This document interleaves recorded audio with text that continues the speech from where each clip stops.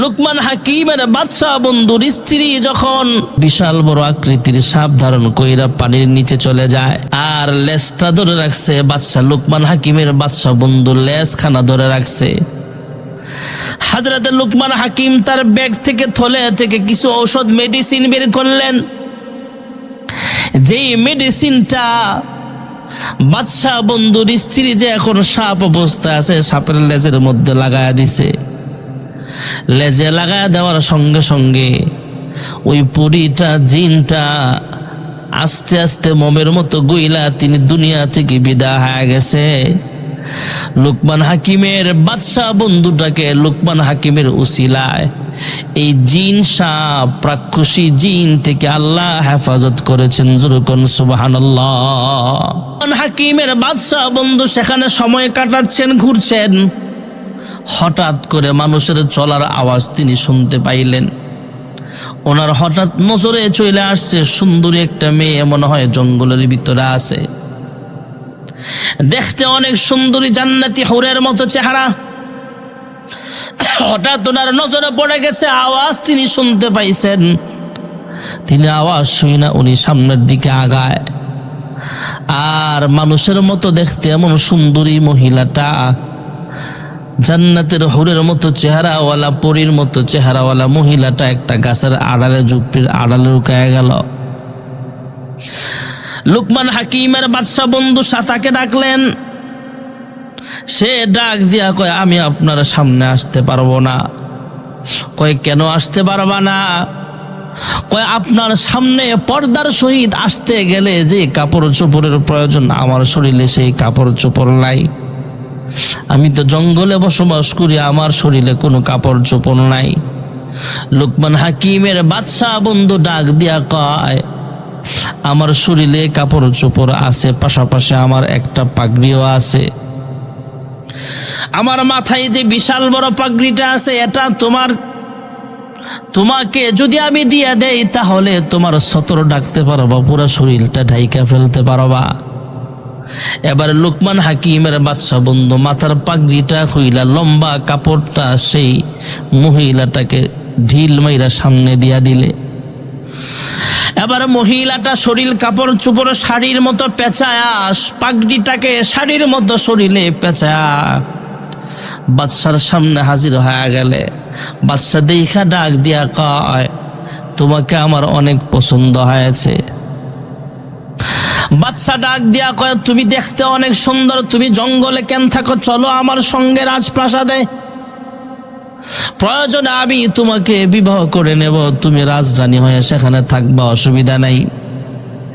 মেয়েটাও কথায় কথায় বাদশার প্রস্তাবে রাজি হয়ে গেলে। এই সুন্দরী মহিলাটাকে নিয়া, জান্নাতের হুরের মতো চেহারা এমন মহিলাটাকে নিয়া এবার বাদশা শিকার শেষ কইরা, সফর শেষ কইরা রাজ সিংহাসনের পথে রওনা হয়ে যায়।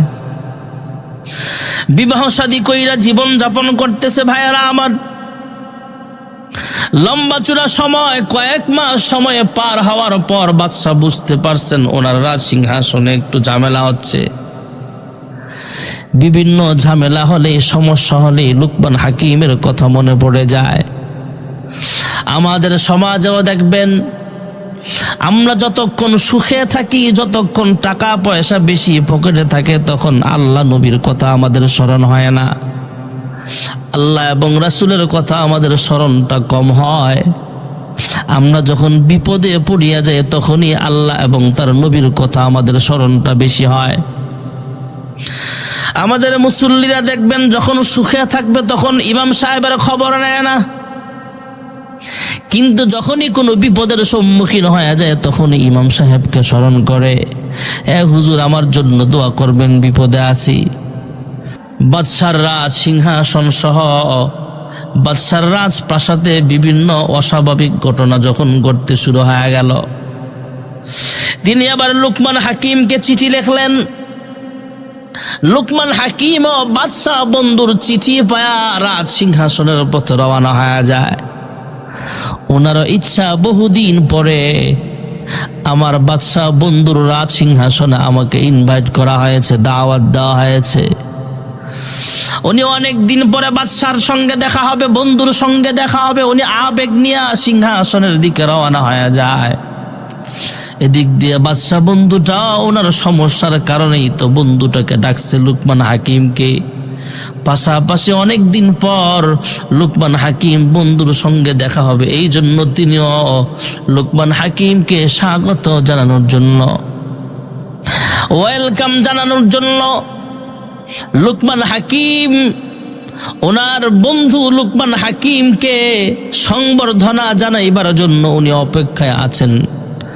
সংবর্ধনা জানাইবার জন্য সিংহাসনের সামনে রাজপ্রাসাদের গেটের মধ্যে তিনি অপেক্ষমান।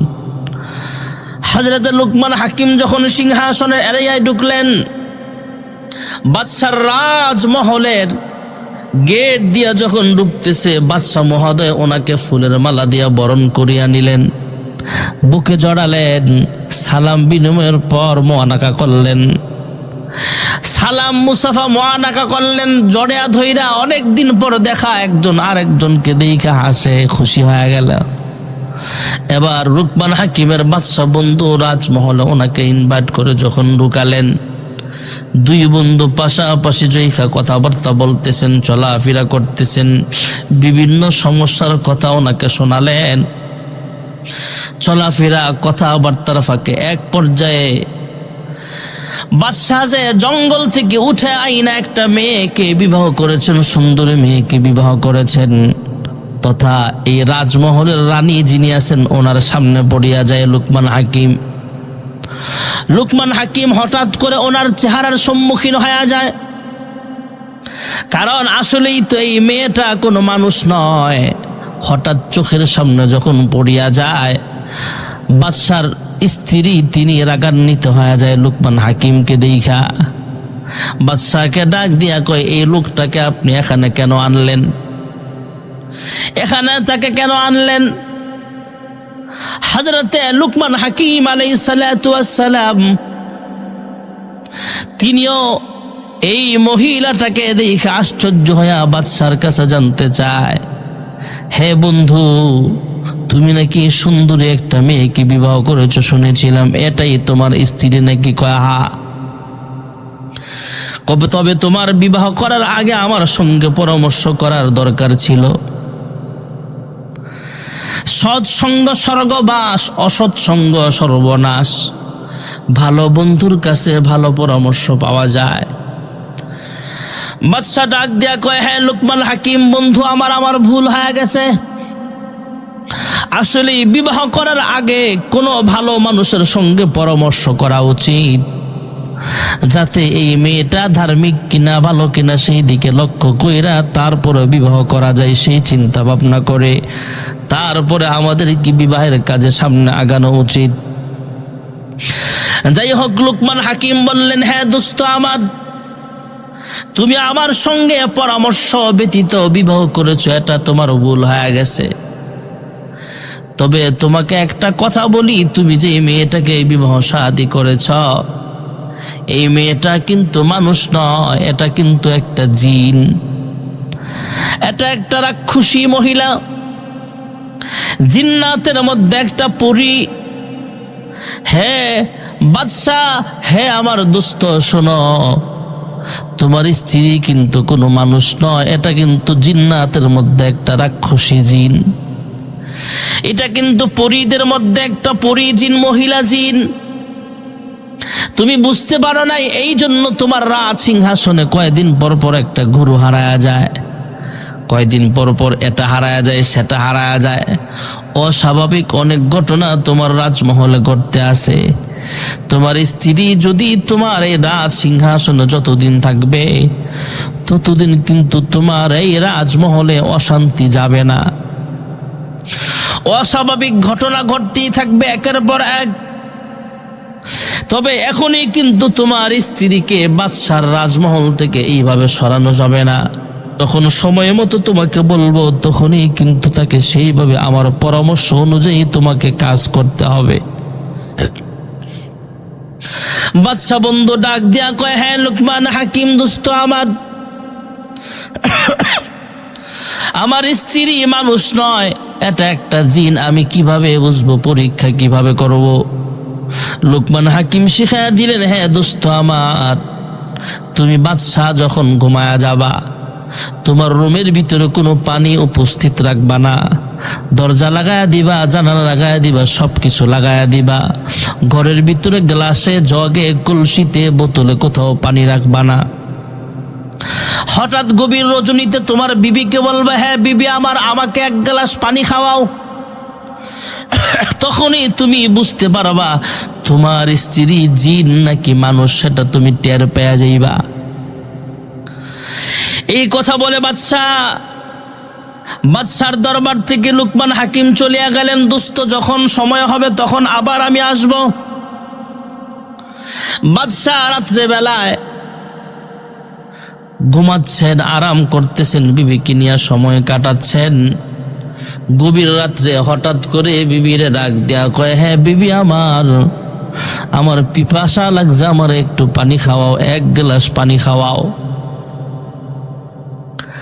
বিবি ডাক দিয়া কয়, হ্যাঁ বাদশাহ মহোদয়, হ্যাঁ বাদশাহ, হ্যাঁ আমার স্বামী, আমি বুঝে গেছি আমার বন্ধু, আপনার যে বন্ধু এসেছিল, আপনার যে বন্ধুটা এসেছিল, সেই বন্ধুর পরামর্শ অনুযায়ী আপনি এই কাজ করেছেন, আমাকে পরীক্ষা করার জন্য। আমি মানুষ নাকি জিন? কয় হ্যাঁ, আমাকে পরীক্ষা করতে হবে না, আমি নিজেই স্বীকার করতেছি আমি আশরাফুল মখলুকাত, কোনো মানুষ নই।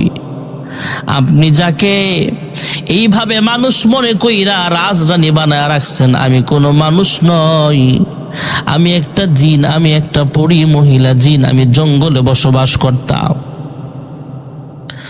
তবে আমার একটা করুণ ইতিহাস আপনাকে শোনাই। লুকমান হাকিমকে দেখে আমি রাগান্বিত হয়েছি কেন, এটা তো আপনার প্রশ্ন। কয় হ্যাঁ, আমার রাগান্বিত হওয়ার কারণটা হলো, আমার মা ছিল, সেই জঙ্গলে বসবাস করত।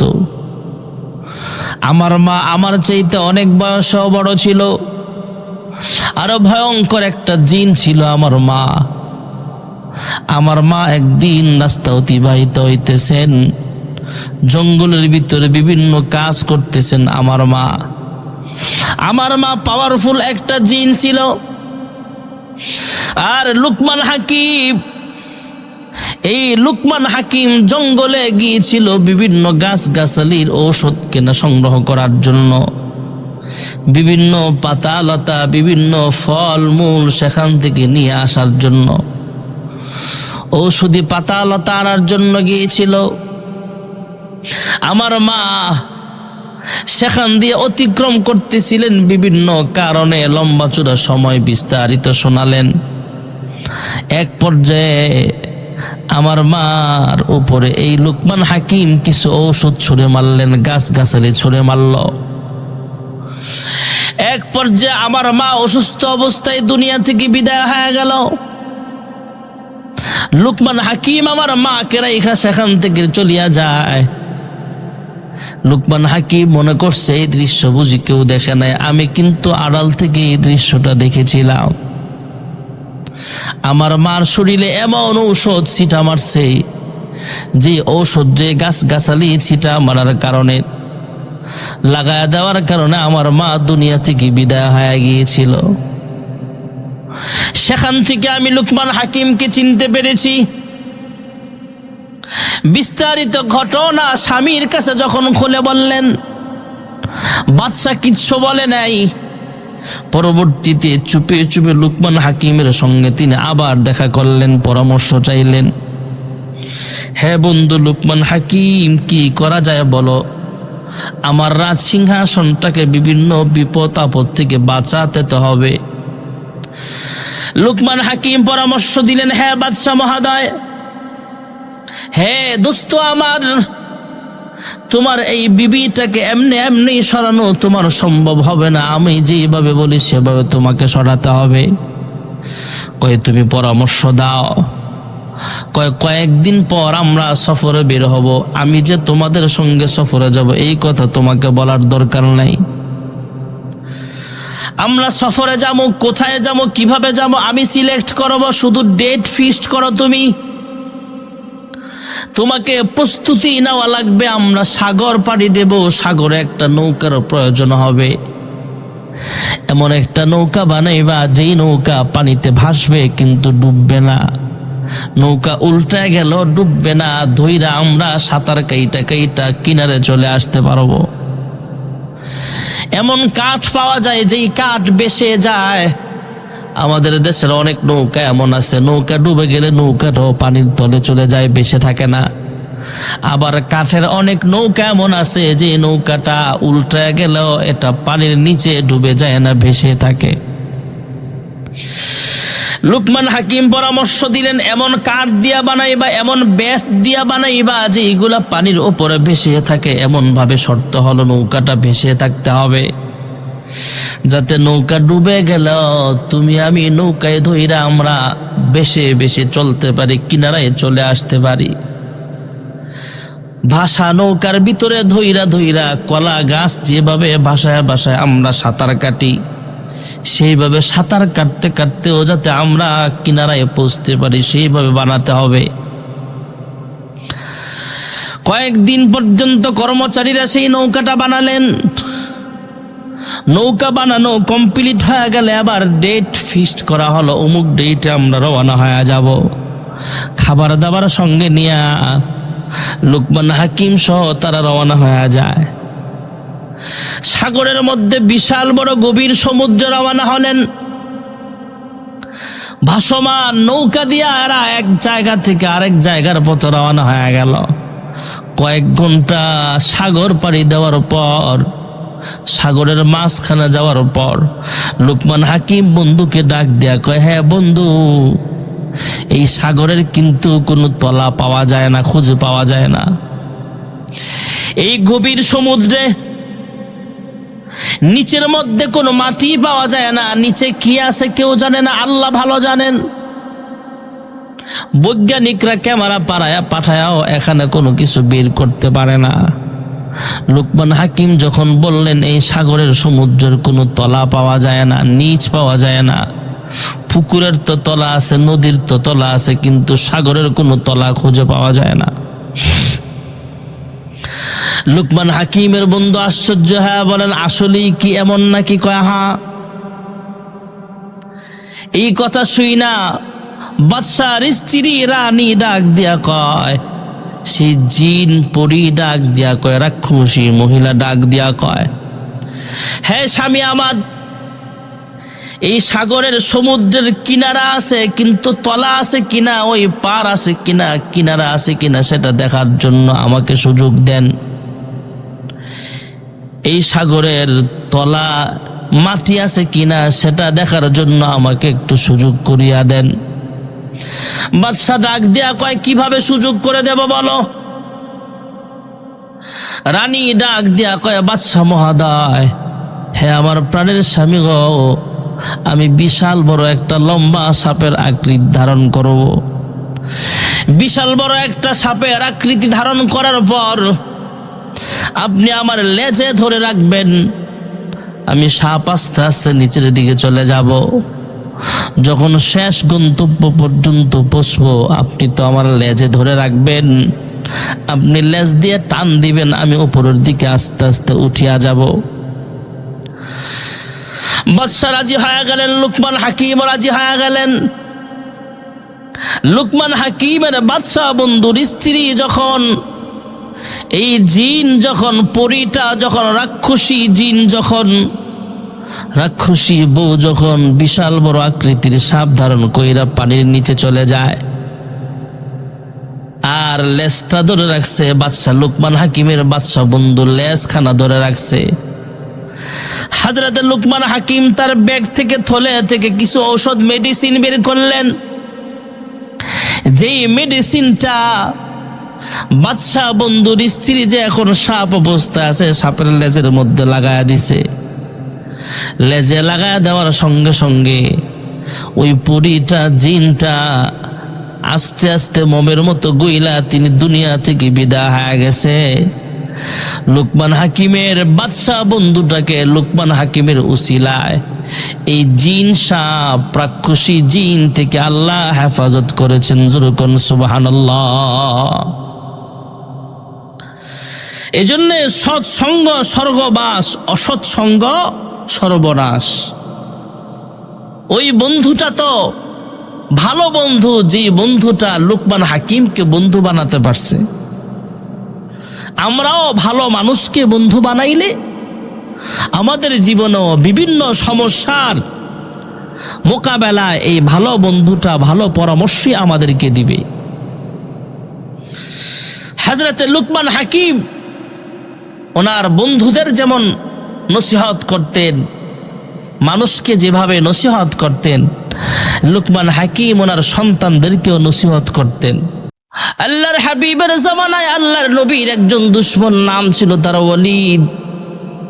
ওলীদ মূর্তি পূজক, মূর্তির সামনে দাঁড়িয়ে আছে, মূর্তির ভিতর থেকে আওয়াজ আসে, হে ওলীদ, তোমরা যে মুহাম্মদকে পাইছ, সেই মুহাম্মদ তোমাদের বাপ দাদার ধর্মে চুলকানি মারছে। মূর্তি মুহাম্মদের বিরুদ্ধে সাক্ষী দেয়, মুহাম্মদ আসলেই নবী না, তোমাদের ভিতরে দ্বন্দ্ব লাগায়া দিয়েছে। মুহাম্মদের ধর্ম তোমরা পালন করিও না, মুহাম্মদ ভালো না।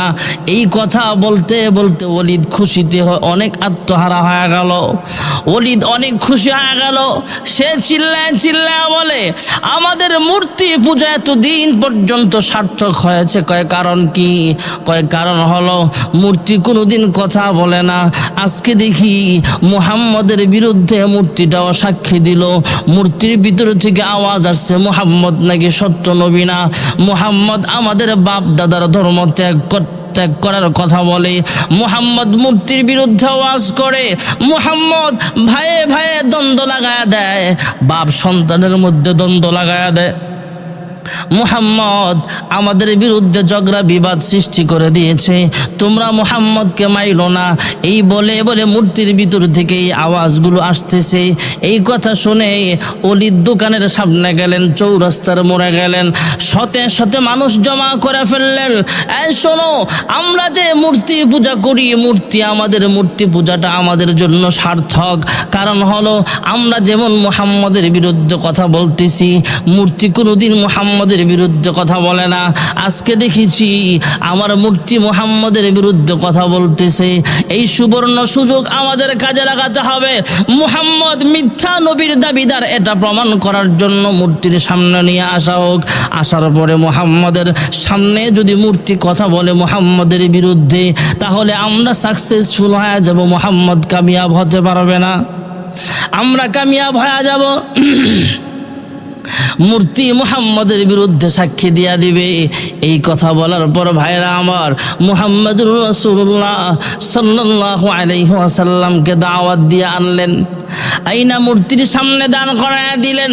হ্যাঁ মুহাম্মদ, তুমি নবী দাবি করতেছ, আর আমরা যে ভগবানের পূজা করি, যে মূর্তির পূজা করি, সেই মূর্তি তোমার বিরুদ্ধে ওয়াজ করে, তোমার বিরুদ্ধে আচরণ করে, তোমার বিরুদ্ধে কথা বলে। বুঝা গেলে তুমি আসলেই নবী নও, যেই মূর্তি কোনোদিন কথা বলতে পারে না, আজকে দেখি তোমার বিরুদ্ধে এসে কথা বলতেছে। মুহাম্মদুর রাসূলুল্লাহ সাল্লাল্লাহু আলাইহি ওয়াসাল্লাম যখন মূর্তির সামনে আসলেন, আগে ওলীদের কাছে মূর্তিটা মুহাম্মদের বিরুদ্ধে কথাবার্তা বলেছিল, আর এখন মুহাম্মদুর রাসূলুল্লাহ সাল্লাল্লাহু আলাইহি ওয়াসাল্লাম যখন সামনে আসলেন, মূর্তির সামনে যখন আসলেন, মূর্তি আবার পয়গম্বরের পক্ষে কথা বলে। ওলীদের কাছে ওলীদ যখন একা ছিল তখন মুহাম্মদের বিরুদ্ধে কথাবার্তা বলেছিল, আর এখন যখন মুহাম্মদ সামনে আসছে মূর্তির ঘুরে গেল, মূর্তির কথাবার্তার ধরন চেঞ্জ হয়ে গেল। সে ডাক দেয়া বলে, হ্যাঁ ওলীদ, যদি তোমরা বাঁচতে চাও তাহলে মুহাম্মদের কালিমা গ্রহণ করো। মুহাম্মদ একজন সত্য পয়গম্বর, আমি সাক্ষ্য দিলাম, আশহাদু আল্লা ইলাহা ইল্লাল্লাহ ওয়া আশহাদু আন্না মুহাম্মাদান আবদুহু ওয়া রাসূলুহু। আমি সাক্ষ্য দিতেছি আল্লাহ তাআলা ছাড়া কোনো মাবুদ নাই। আমি আরো সাক্ষ্য দিচ্ছি মুহাম্মদুর রাসূলুল্লাহ সাল্লাল্লাহু আলাইহি ওয়াসাল্লাম তিনি একজন আল্লাহর পয়গম্বর, আল্লাহর একজন প্রেরিত বান্দা ও রাসূল। এইভাবে যখন পয়গম্বরের পক্ষে সাক্ষ্য দিয়া দিল, পয়গম্বরের পক্ষে সাক্ষ্য দিলে ওলীদ চিল্লায় চিল্লায় বলে, মূর্তিও আমার সাথে বেঈমানি করলো। যে মূর্তিটা একটু আগে মুহাম্মদের বিরুদ্ধে আমার কাছে সাক্ষ্য দিল, মুহাম্মদ আসার পরে তার সাক্ষ্যটা ঘুরে গেল, সে আমার বিরুদ্ধে চলে গেল, মুহাম্মদের পক্ষে চলে গেল। সে মূর্তির সামনে গিয়া মূর্তিটাকে পিটায় পিটায় টুকরা টুকরা করে ফেললো। আল্লাহর হাবিব রাহমাতুল লিল আলামিনকে আল্লাহ বিজয় দান করলেন, সবার মুখে চুলকানি মারছে। আর আল্লাহর হাবিব রাহমাতুল লিল আলামিন বিজয়ের ফুলের মালা নিয়ে যখন ঘর থেকে বের হয়ে সামনে যায়, রাস্তার মধ্যে তাকায় দেখলেন একজন সুন্দর মানুষ সামনে দাঁড়িয়ে আছে। আল্লাহর হাবিবকে সালাম দিলেন, আসসালামু আলাইকুম ইয়া রাসূলুল্লাহ। পয়গম্বর সালামের জবাব দিলেন। আল্লাহর হাবিবের সাথে ওই লোকটা কথাবার্তা বলে আর ডাক দিয়া বলে, ইয়া রাসূলুল্লাহ, ইয়া হাবিবাল্লাহ, ওগো আল্লাহর হাবিব, আমি কিন্তু দুনিয়ার কোনো মানুষ নই, আমি একজন আল্লাহর তৈরি জিন, আমি জিনদের মধ্যে একজন। ওগো আল্লাহর হাবিব, একটু আগে ওলীদের কাছে আপনার বিরুদ্ধে যে সাক্ষ্য দিয়েছিল সেও ছিল একটা জিন, তবে শয়তান জিন, খারাপ জিন। আমি দেখলাম আপনার বিরুদ্ধে কথাবার্তা বলতেছে, আপনাকে মানুষ অপমান করবে। আমি মূর্তির ভিতরে ঢুইকা ওই খারাপ জিনটাকে মেরে ফেললাম, তাকে সরায়া দিলাম। এবার আমি মূর্তির ভিতর থেকে আওয়াজ দিলাম, আপনি হলেন আসলেই আল্লাহর পাঠানো পয়গম্বর। ওগো আল্লাহর হাবিব, আমাকেও কালিমা পড়ায়া দেন। ওগো আল্লাহর হাবিব, আমার বয়স কিন্তু কম না, আমি আল্লাহর পয়গম্বর আউয়ালুল আম্বিয়া আদম, বাবা আদম আলাইহিস সালামকে নিজের চোখে দেখেছি, ওনার সাথে চলেছে, ওনার উপরে ঈমান এনেছিলাম। হযরত মূসা পয়গম্বরকে আমি দেখেছি, হযরতে দাউদ পয়গম্বরের কণ্ঠে জাবুর কিতাব তেলাওয়াত আমি নিজের কানে শুনেছি। আমি হযরতে ইদ্রিস পয়গম্বরকেও দেখেছি, আমি হযরতে সুলাইমান আলাইহিস সালামের সিংহাসন সহ তাদেরকে দেখেছি। ঈসা আলাইহিস সালামের কাছে আমি 100 বছর ছিলাম, ঈসা আলাইহিস সালামের কাছেও আমি কিছু সময় ছিলাম, ঈসা আলাইহিস সালামকেও আমি দেখেছি। ঈসা আলাইহিস সালাম আসমানে যাওয়ার আগে আমাকে বলে গিয়েছে, শেষ নবী মুহাম্মদুর রাসূলুল্লাহ সাল্লাল্লাহু আলাইহি ওয়াসাল্লামকে যদি তুমি পাও তাহলে শেষ নবীকে আমার সালাম জানায়ো, আর শেষ নবীর উপর ঈমান এনে কালিমা পড়ে মুসলমান হয়ে যায়ো। ইয়া রাসূলুল্লাহ, ইয়া হাবিবাল্লাহ, আমার বয়স অনেক, আমাকে সব নবীরা সাক্ষ্য দিয়েছে আপনি যে শেষ নবী হবেন। ওগো আল্লাহর পয়গম্বর, আর দেরি করতে চাই না, আমাকে ছাত্র বানায়া দেন, আমাকে কোরআন তেলাওয়াত শিখায়া দেন, নামাজ শিখায়া দেন, আমাকে কালিমা পড়ায়া মুসলমান হিসাবে আপনি গ্রহণ করিয়া নেন। মূর্তিও আল্লাহর নবীর পক্ষে সাক্ষ্য দেয়, গুই সাপও আল্লাহর নবীর পক্ষে সাক্ষ্য দেয়। আল্লাহর হাবিব রাহমাতুল লিল আলামিন আনুষ্ঠানিকভাবে নবুয়ত পাওয়ার পরে সমস্ত মানুষগুলোকে কাবার সামনে একত্রিত করলেন। আমার আপনার নবী, বিশ্ব নবী রাহমাতুল লিল আলামিন পাহাড়ের উপরে উঠা, সাফা পাহাড়ের উপরে উঠা মানুষদেরকে ডাক দিয়া বলে, হে লোক সকল, আমি যদি বলি পাহাড়ের পিছনে শত্রু বাহিনী আছে, তোমরা বিশ্বাস করবা নাকি? কয়, হ্যাঁ মুহাম্মদ, তুমি তো পাহাড়ের উপর থেকে দেখতেছ শত্রু বাহিনী আসতেছে, আর আমরা তো দেখি না, আমরা পাহাড়ের নিচে, পাহাড়ের ওই সাইডে কি আছে আমরা জানি না, দেখতেও পাই না, কিন্তু তোমাকে আমরা বিশ্বাস করি, তোমাকে আল আমিন বলে আমরা উপাধি দিয়েছি। হ্যাঁ মুহাম্মদ, তুমি যদি বলো শত্রু বাহিনী আছে তাহলে আমরা অবশ্যই বিশ্বাস করব, কারণ তোমার জিন্দেগিতে কোনোদিন তুমি মিথ্যা কথা বলো নাই। আল্লাহর হাবিব রাহমাতুল লিল আলামিন এবার কাফেরদেরকে লক্ষ্য করা বলে, দুনিয়ার হায়াত কিন্তু আসলে হায়াত নয়, দুনিয়ার হায়াতের পরে একটা পরকালীন জীবন আসবে, কবরের জীবন আছে, হাসরের জীবন আছে, ফুলসিরাত পার হয়ে জান্নাতে যেতে হবে, জান্নাতের ব্যবস্থা আছে, জাহান্নামের ব্যবস্থা আছে। আল্লাহর হাবিব মানুষদেরকে সতর্ক করলেন, শোনো, দুনিয়ার রাজা বাদশার দুইটা জায়গা আছে, একটা হলো জেলখানা আর একটা হলো বালাখানা। আমার আল্লাহর দুইটা জায়গা আছে, একটা হলো জেলখানা, আরেকটা হলো বালাখানা। একটা হলো জাহান্নাম, আরেকটা হলো জান্নাত। ইন্নাল্লাযীনা আমানু ওয়া আমিলুস সালিহাত وعملوا الصالحات كانت لهم جنات الفردوس نزلا। নিশ্চয়ই যারা ঈমান আনবে, নেক আমল করবে, তাদেরকে আল্লাহ রাব্বুল আলামিন জান্নাতুল ফিরদাউসের মেহমান বানায় দিবে। আমার আপনার নবী, বিশ্ব নবী রাহমাতুল লিল আলামিন মানুষদেরকে সতর্ক করলেন, তোমরা যদি এই ইহকাল জিন্দেগিটা আল্লাহর হুকুম মতো কাটাইতে পারো, তাহলে পরকালে তোমরা নাজাত পাইবা, জাহান্নাম থেকে মাফ পাইবা, জান্নাতের বাসিন্দা হয়ে যেতে পারবা। আবার আপনার নবী, বিশ্ব নবী সরকারে দু আলম রাহমাতুল লিল আলামিন মানুষদেরকে কালিমার দাওয়াত দিতে লাগলেন। তোমরা পড়ো লা ইলাহা ইল্লাল্লাহ দাখালাল জান্নাহ, তোমরা এক আল্লাহ আছে এটা বিশ্বাস করো, মূর্তি পূজা ছাইড়া দাও, আগুনের পূজা ছাড়ো, সূর্যের পূজা করিও না, চন্দ্রের পূজা করিও না, গাছের পূজা করিও না, মাছের পূজা করিও না। যে আল্লাহ গাছ বানাইছেন সে আল্লাহর ইবাদত করো, যে আল্লাহ মাছ সৃষ্টি করেছেন সেই আল্লাহর ইবাদত করো, যে আল্লাহ তোমাকে আমাকে সৃষ্টি করেছেন সেই আল্লাহর ইবাদত করো।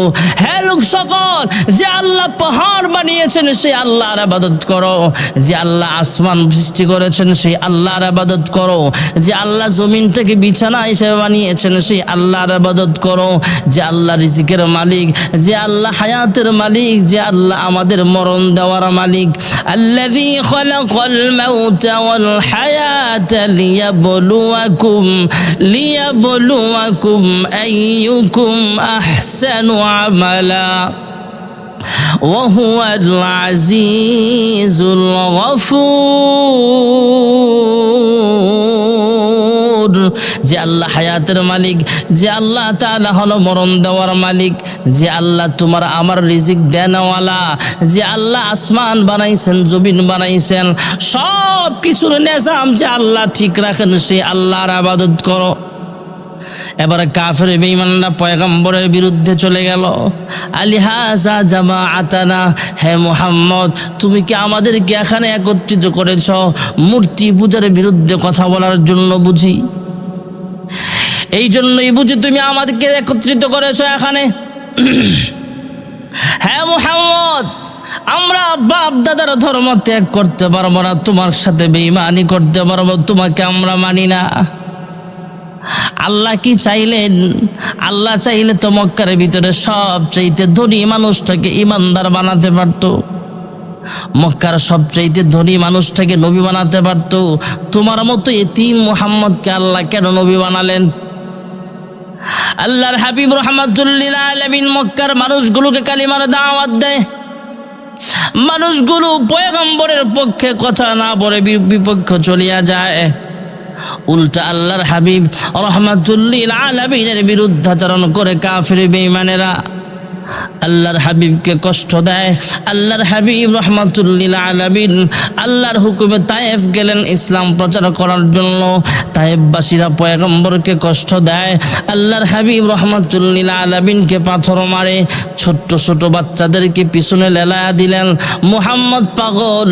আর আল্লাহ বলেন, মা আনতা বিনিআমাতি রাব্বিকা বিমাজনুন। আল্লাহ রাব্বুল আলামিন কলমের কসম খেয়ে বলেন, কলমের লেখার কসম খেয়েছেন। নুনুল কলমি ওয়া মা ইয়াসতুরুন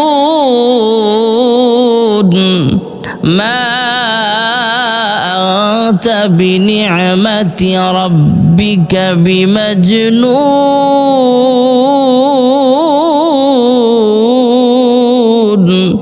আল্লাহ রাব্বুল আলামিন কলমের কসম খেয়েছেন, কলমের লেখার কসম খেয়েছেন। আল্লাহ রাব্বুল আলামিন কলমের লেখার কসম খেয়ে বলে, আমি আমার পক্ষ থেকে ঘোষণা দিতে চাই, আপনি রবের কাছে পাগল না।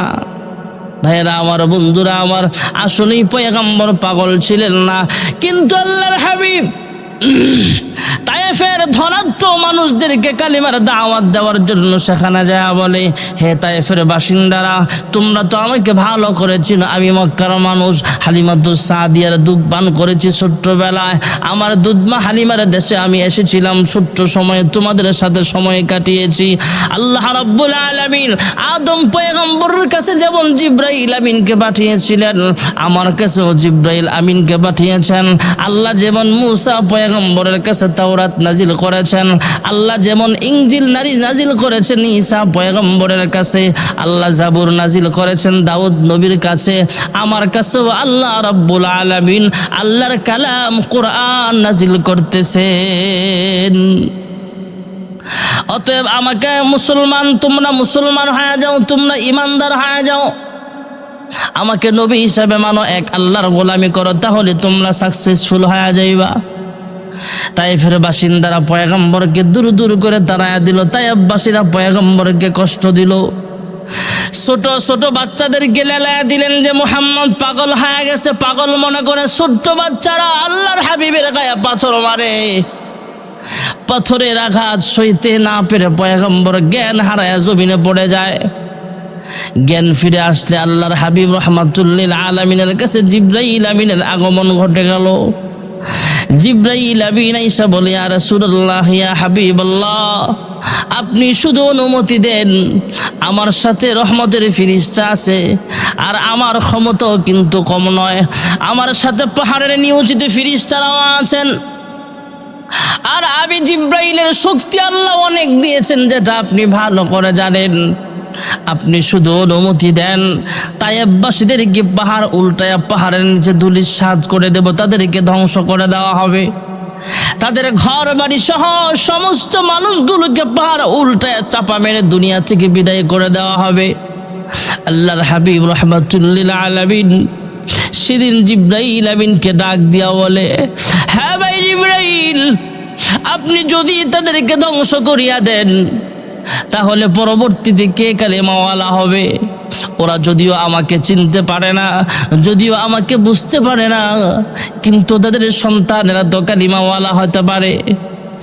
ওগো জিবরাইল, এদের জন্য বদদোয়া কইরেন না, বরং আসুন আমরা দোয়া করি। সেদিন আল্লাহর হাবিব দোয়া করেছিলেন, আল্লাহুম্মা হাদি কওমি ফাইন্নাহুম লা ইয়ালামুন। আয় আল্লাহ, ওরা বুঝতে পারে না, ওরা চিনতে পারে নাই আমি যে রাহমাতুল লিল আলামিন। ওগো আল্লাহ, তাদেরকে আপনি হেদায়েত দান করিয়া দেন। আল্লাহর হাবিবের দোয়া মহান আল্লাহ রাব্বুল আলামিন এমন ভাবে কবুল করেছেন ভাইয়েরা আমার। পরবর্তীতে তায়েফবাসীরা আল্লাহর হাবিবের জন্য অনেক পাগল ছিলেন। এই তায়েফবাসীরা পয়গম্বরের জন্য জীবন দেওয়ার জন্য প্রস্তুত হয়ে গেলেন।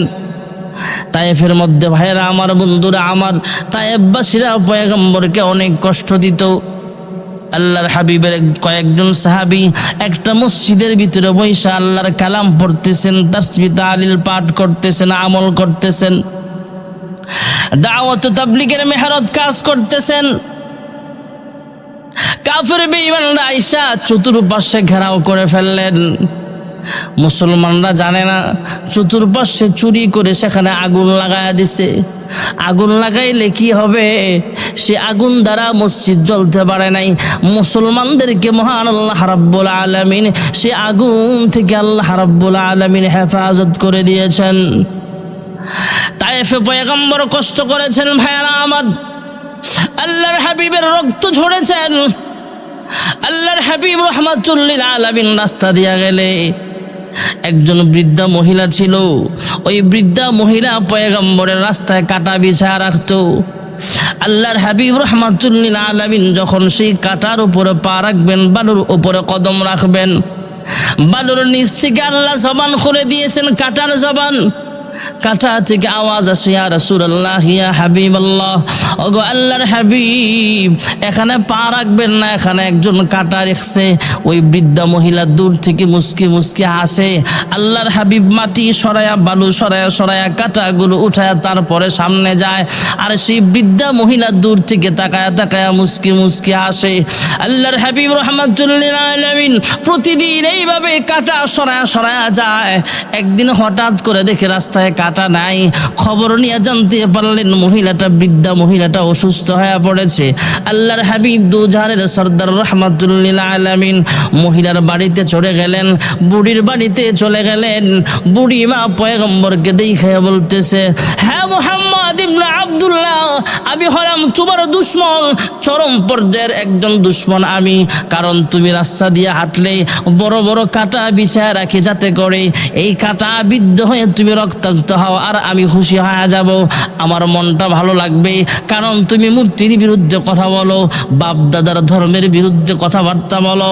মুহাম্মদ, আমি তোমার দুশমন হওয়ার পরও আমি অসুস্থ, এই কথা শুই না আমাকে দেখতে আসলা কেন?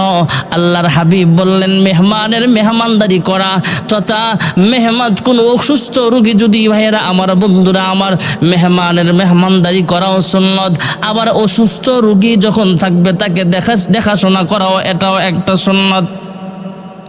অসুস্থ রোগী হিসাবে তোমাকে দেখতে আসলাম, হে মহিলা তোমার খবর কি? মহিলা এক পর্যায়ে কথাবার্তার ফাঁকে ডাক দেয়া বলে, হ্যাঁ মুহাম্মদ, আমি তোমাকে দুশমন ভাবতাম, আমিও তোমার দুশমন হয়ে গিয়েছিলাম, তোমার রাস্তায় কাটা বিছায়া রাখতাম। হ্যাঁ মুহাম্মদ ইবনে আব্দুল্লাহ, আমি তোমার দুশমন হওয়ার পরও আমাকে দেখতে আসছো, আমার বুঝতে আর বাকি নাই তুমি যেন রাহমাতুল লিল আলামিন। আর দেরি করতে চাই না, আমারে মুসলমান বানায়া দাও। লা ইলাহা ইল্লাল্লাহ মুহাম্মাদুর রাসূলুল্লাহ সাল্লাল্লাহু আলাইহি ওয়াসাল্লাম। ওই মহিলা সেদিন কালিমা পড়ে মুসলমান হয়ে গেছে। এই জন্য আমরাও রুগী দেখলে রুগীকে দেখতে যাব, রুগীকে দেখতে যাওয়া সুন্নত, মেহমানদারি করা সুন্নত, সালাম দেওয়া সুন্নত, এমন অনেক সুন্নত আছে। সুন্নতের বরকতে অনেক মানুষ মুসলমান হয়ে যাইত। আল্লাহর হাবিব রাহমাতুল লিল আলামিন তায়েফে গেলেন, তায়েফবাসীরাও পয়গম্বরকে কষ্ট দিল। তায়েফবাসীদের একটাই কথা, হ্যাঁ মুহাম্মদ, আল্লাহ বুঝি আর কোনো মানুষ পায় নাই, তোমার নবী বানাইলো। তায়েফে কত বড় বড় ধনী মানুষ আছে, তাদেরকে নবুয়তি না দান করে তোমাকে নবুয়তি দিল বুঝি? এই যুক্তিতে তারা কালিমা পড়ে মুসলমান হতে পারে নাই। তায়েফবাসীরাও পয়গম্বরকে কষ্ট দিল। ভাইয়েরা আমার, আল্লাহর হাবিব রাহমাতুল লিল আলামিন শুরুর জীবনের একটা কথা আপনাদের শোনাই। এখনো 40 থেকে 50 জন মুসলমান হয় নাই। মুসলমান যেখানে আছে তাদের বাড়ি ঘর কাফেররা ভেঙ্গে চুরমার করে দেয়। মুসলমান যেখানেই পায় মুসলমানদের উপরে জুলুম করা হয়। আল্লাহর হাবিব রাহমাতুল লিল আলামিন একদিন আল্লাহর কাছে দোয়া করে, হ্যাঁ মালিক, ওগো রব্বুল আলামিন, মুসলমানদের অবস্থা খুব খারাপ। আল্লাহর হাবিব রাহমাতুল লিল আলামিন মক্কায় দাওয়াত দেয়, কিন্তু মানুষ মুষ্টিময় কিছু মানুষ কালেমাওয়ালা হয়েছে। আল্লাহর হাবিব রাহমাতুল লিল আলামিন আল্লাহর কাছে দোয়া করে, হে আল্লাহ, দুই ওমর, একজন হলো ওমর ইবনুল খাত্তাব আর একজন হলো আবু জাহেল, যার পূর্ব নাম ছিল আবুল হেকাম। দুই নেতার একজন নেতাকে ইসলামের জন্য তুমি কবুল করি নাও, ইসলামকে শক্তিশালী করার জন্য। আল্লাহ রাব্বুল আলামিন দোয়া কবুল করে নিলেন। এদিক দিয়ে মক্কাতুল মুকাররমায় কাফেররা মিটিং বসলো, কি করা যায়, মুহাম্মদের এই মিশনকে কেমনে থামানো যায়। মুহাম্মদের এই মিশনকে যদি না থামানো যায়, তাহলে একদিন আমাদের ধর্মের লোক থাকবে না, আমাদেরকে অনুসরণ করার মতো লোক পাওয়া যাবে না, আমাদেরকে মানার মতো নেতৃত্ব দেওয়ার মতো লোক থাকবে না, সব মুহাম্মদের নেতৃত্বে চলে যাবে। মুহাম্মদকে সবাই নেতা হিসেবে গ্রহণ করিয়া নিবে। আবু জাহেল, উতবা, শাইবা, ওলীদ ইবনে মুগিরা সহ কাফের বেঈমানের সর্দারেরা সবাই মিলে পরামর্শে বসলো, কি করা যায়। একজন ডাক দিয়া বলে, মুহাম্মদকে দেশ থেকে বের করে দাও। আর একজন দাঁড়ায়া বলে, মুহাম্মদকে দুনিয়া থেকে বিদায় করে দাও। একজন ডাক দেয়া বলে, না না, মুহাম্মদকে দুনিয়া থেকে বিদায় করে যাওয়া যাক। ভাইয়েরা আমার, বন্ধুরা আমার, আরেকজন ডাক দেয়া বলে, না, মুহাম্মদকে দেশ থেকে তাড়ায়া দাও। আবু জাহেল ডাক দেয়া বলে, না, মুহাম্মদকে যদি দেশ থেকে তাড়ায়া দাও, মুহাম্মদ যেই দেশে যাবে সেই দেশের মানুষই মুহাম্মদের প্রতি মুগ্ধ হয়ে কালিমাওয়ালা হয়ে যাবে। ওই দেশের মানুষ সব মুসলমান হয়ে উল্টা মুহাম্মদ সহ দলবল সহ আমাদের মক্কার উপরে আক্রমণ করতে পারে। আরেকজন পরামর্শ দেয়, হ্যাঁ নেতা আবু জাহেল, মুহাম্মদকে জেলখানায় বন্দী করে দাও। আবু জাহেল বুদ্ধিজীবী, আসলে আবুল হেকাম ছিল। আবুল হেকাম ডাক দিয়া বলে, না না, মুহাম্মদকে যদি জেলখানায় বন্দী করে দাও তাহলে জেলখানার সব মানুষকে সে মুসলমান বানায় ফেলবে। তখন জেলের তালা ভাঙ্গা তাকে ছুটায় নিবে। তখন হিতে বিপরীত হবে, আমাদের বিরুদ্ধে মানুষ সংগ্রামে নেমে যাবে, আমাদের নেতৃত্ব টিকায় রাখা অসম্ভব হয়ে যাবে। আবু জাহেল এক পর্যায়ে রাগের সাথে ডাক দেয়া বলে, কে পারবা মুহাম্মদকে হত্যা করতে? মুহাম্মদকে দুনিয়া থেকে বিদায় করে দিয়া মুহাম্মদের মাথা কেটে যদি আমার সামনে আনতে পারো তাহলে তোমাকে 100 লাল উট পুরস্কার দেওয়া হবে। ওমর ইবনুল খাত্তাব দাঁড়ায়া বলে, হে আবু জাহেল, তুমি যেমন কমিটমেন্ট করেছ, ওয়াদা করেছ, পুরস্কার হিসাবে 100 লাল উট রেডি রাখো। আমি যাব আর আসবো, মুহাম্মদের মাথা কেটে নিয়ে আসবো। আল্লাহর পক্ষ থেকে ফায়সালা, আমার নবীর মাথা কাটতে আসবা। আসলেই মাথা কাটতে আসতেছ না, আমি আল্লাহর ফয়সালা হলো, তোমাকে আমি আল্লাহ মুসলমান বানায় দিব। আল্লাহ ওমরের ব্যাপারে দোয়া কবুল করে নিয়েছেন। ওমর ইবনুল খাত্তাব তলোয়ার নিয়ে রওনা হয়ে গেলেন। আল্লাহর হাবিবকে দুনিয়া থেকে বিদায় করার উদ্দেশ্যে রওনা হয়েছেন, কিন্তু আল্লাহর উদ্দেশ্যটা ভিন্ন। আল্লাহ তাকে মুসলমান বানায় দিবে। ওমর ইবনুল খাত্তাব রওনা হয়ে গেল। পথিমধ্যে আল্লাহর নবীর একজন সাহাবীর সাথে দেখা হয়ে গেল। আল্লাহর নবীর সাহাবী ডাক দেয়া বলে, ওমর কোথায় যাও? কয় মুহাম্মদের মাথা কাটতে যায়। কয় কেন? কয় মুহাম্মদ বাপ দাদার ধর্ম ত্যাগ করে নতুন ধর্মের প্রচার করছে, তাই মুহাম্মদের মাথা কাটতে যাই। মুহাম্মদের মাথা কেটে আনতে পারলে 100 লাল উট পুরস্কার পাওয়া যাবে। আল্লাহর নবীর সাহাবী নিজে মুসলমান হয়েছে এই কথা গোপন রাখলেন, নিজের পরিচয় গোপন রেখা বলে, হ্যাঁ ওমর ইবনুল খাত্তাব, পরের ঘরের আগুন পরে নেওয়া, আগে নিজের ঘরটা সামলাও। কয় আমার ঘরে আবার কে আগুন দিল? কয় শুনতে পাইলাম কিছুক্ষণ আগে তোমার বোন ফাতেমা আর তোমার বোনের জামাই কালিমা পড়ে মুসলমান হয়ে গেছে। হযরত ওমর হার্ট ব্রেক করে দাঁড়ায় গেলেন, বললেন মুহাম্মদের সাথে রফা দফা আমার পরে হবে, আগে আমার ঘর সামলাই। ঘরের দিকে রওনা হলেন, বোনের বাড়ির দিকে রওনা হয়ে গেলেন। এদিক দিয়ে আল্লাহর নবীর আরেকজন সাহাবী হযরতে ওমর ইবনুল খাত্তাবের বোন ফাতেমা আর তার বোনের জামাইকে আল্লাহর কালাম শিখাইতেছেন, পড়াচ্ছেন। হযরতে ওমর ঘরের দরওয়াজায় যে আঘাত করবেন, দরওয়াজায় আঘাত করার আগেই, দরওয়াজায় আওয়াজ দেওয়ার আগেই আল্লাহ রাব্বুল আলামিন কোরআন তেলাওয়াতের আওয়াজ হযরত ওমর ইবনুল খাত্তাবের কানের মাধ্যমে অন্তর পর্যন্ত আল্লাহ পৌঁছায়া দিয়েছেন। কে যেন ভিতরে তেলাওয়াত করতেছে, তাহা মা আনজালনা আলাইকাল কুরআনা লিতাশকা। কোরআনের অ্যাকশন শুরু হয়ে গেছে ভাইরা আমার। হযরত ওমর ইবনুল খাত্তাব রাদিয়াল্লাহু আনহু দরওয়াজায় আওয়াজ দিলে দরওয়াজা খোলা হলো। কারি সাহেব যিনি পড়ান ছিলেন উনি আড়ালে লুকায়া গেলেন। বোনের জামাইকে আঘাতের পর আঘাত করতেছে, মারতেছে। এমন অবস্থায় রক্তাক্ত চেহারা নিয়ে বোন ডাক দিয়া বলে, হ্যাঁ ভাই ওমর, তুমি আমাকে মারতে পারবা, রক্তাক্ত করতে পারবা, মারতে মারতে মারতে মারতে দুনিয়া থেকে বিদায় করে দিতে পারবা? আল্লাহর কসম করে বলি রে ভাই, এক মুহূর্তের জন্য আমি কালিমা ছাড়তে রাজি হব না। আল কোরআনের সৈনিক আমি, নেই কো পরাজয়, এক আল্লাহর গোলাম আমি, এই তো পরিচয়, আমার এই তো পরিচয়।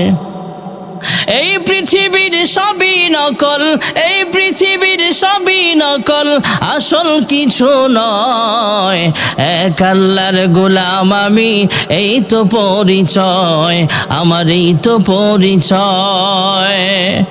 হযরত ওমর ইবনুল খাত্তাব রাদিয়াল্লাহু তাআলা আনহু বোন আর বোনের জামাইকে মারতেছে, রক্তাক্ত চেহারা।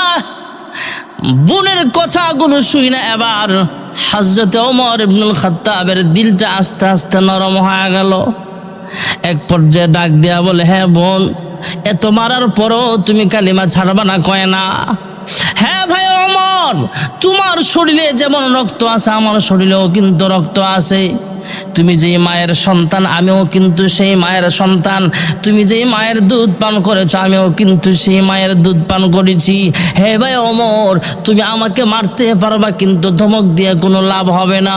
ওমর এক পর্যায়ে বলে, হ্যাঁ বোন, তুমি কালিমা ছাড়তে রাজি নও, কিন্তু একটু আগে যেই তোমরা কি যেন পাঠ করতেছিলে, কয় আল্লাহর কোরআন, কয় কোরআনের পৃষ্ঠাটা আমার কাছে দাও, আমি একটু তিলাওয়াত করে দেখি কেমন মজা লাগে। হযরত ওমর ইবনুল খাত্তাবের বোন আর বোনের জামাই ওমরকে গোসল করালেন, ওযু করালেন, রওনা হলেন আল্লাহর হাবিবের দরবারে। এদিক দিয়ে পথিমধ্যে কয়েকজন সাহাবীর সাথেও দেখা হয়ে গেল। আল্লাহর হাবিবের কয়েকজন সাহাবীও একত্রিত হলেন, এরা সহ পয়গম্বরের কাছে চলে গেলেন। আল্লাহর হাবিব সাফা পাহাড়ের পাশেই বসা আছেন, আল্লাহর নবীর পাশে একজন বডিগার্ড সাহাবী আছেন। তিনি ডাক দিয়া বলে, ইয়া রাসূলুল্লাহ, ইয়া হাবিবাল্লাহ, ওমর আসতেছে তলোয়ার হাতে নিয়ে আপনার দিকে।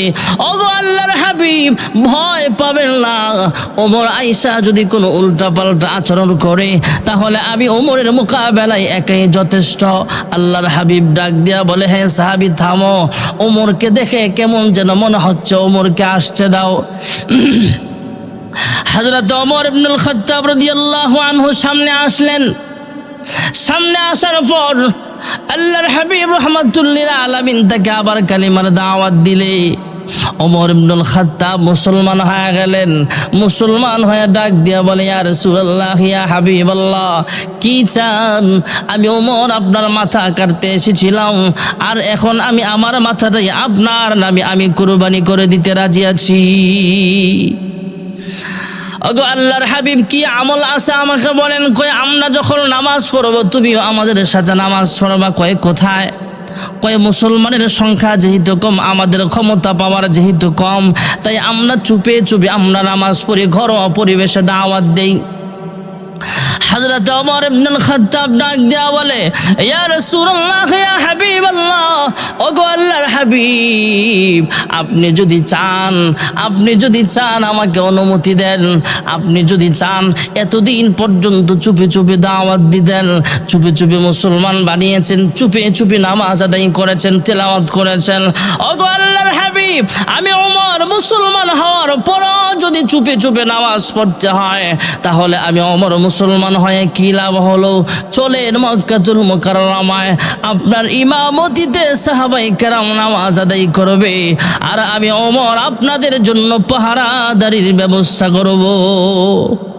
হযরত ওমর মুসলমান হওয়ার পরে ভাইয়েরা আমার ওপেন কালিমার দাওয়াত দেওয়া শুরু করেছেন আল্লাহর হাবিব। এদিক দিয়ে আবু জাহেল, উতবা, সাইবা সহ সব কাফের নেতারা আবু তালেবের কাছে যা বলে, হ্যাঁ আবু তালেব, তোমার ভাতিজা মুহাম্মদ আব্বা নাই, আম্মা নাই, দাদাও নাই, তুমি হলা গার্জিয়ান, তোমাকে একটা কথা শোনায় দেই, তাকে অফার দেই তোমার মাধ্যমে।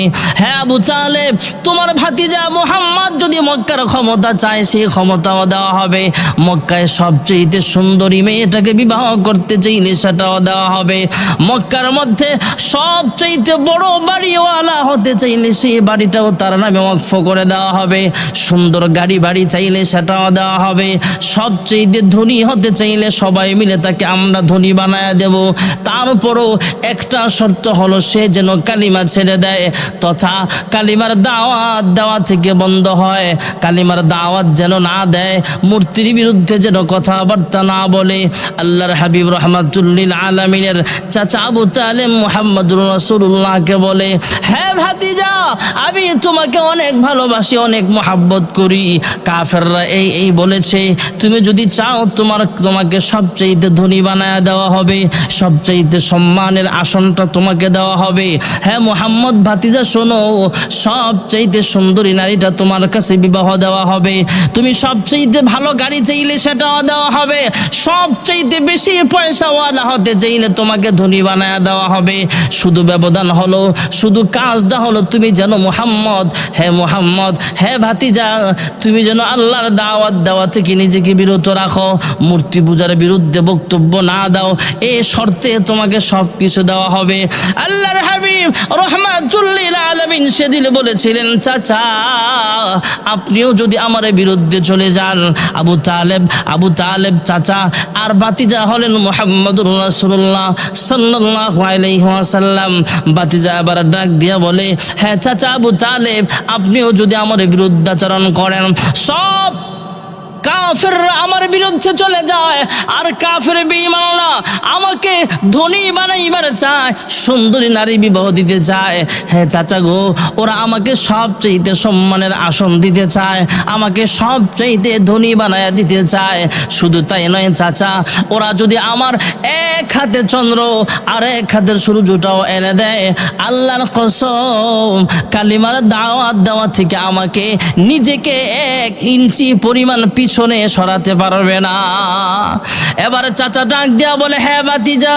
আবু তালেব ডাক দিয়া বলে, হ্যাঁ ভাতিজা, আমি যদিও তোমার কালিমা পড়ে মুসলমান হব না, তবে শুনে রাখো, তুমি দাওয়াত দাও, আমার শরীরে বিন্দু পরিমাণ রক্ত থাকা অবস্থায় তোমার শরীরে আঘাত লাগতে দেওয়া হবে না।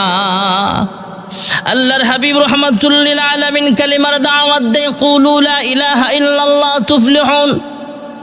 কাফের বেঈমানরা পয়গম্বরের বিরুদ্ধাচরণ করে।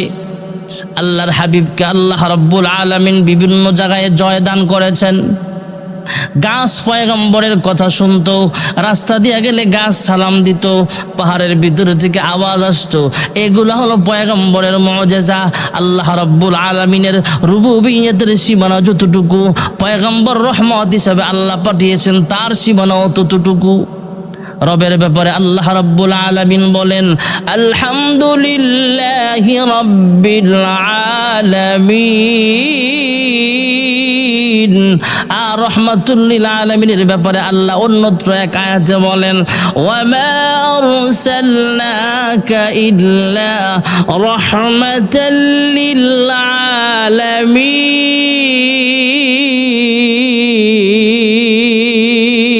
আলামিন।